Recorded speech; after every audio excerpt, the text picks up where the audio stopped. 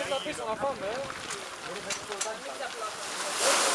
Σαλατούλα κάνεις. Λαράκι. Πιάστε μας για να δώσουμε το σύμπα. Σαπότηρη. Παπαδόπουλος η εξέλιξη. Τώρα που θα βγείτε, μη στηριχτείτε στα κάγκελα, ούτε στη βάρκα.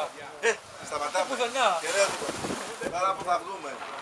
Όταν σταματήσει η βάρκα, δεν θα στηριχτείτε στα κάγκελα, στις πέτρες, στο ένα, στα δύο, στα αέρα. Και λέει αυτός το είπε το καλό.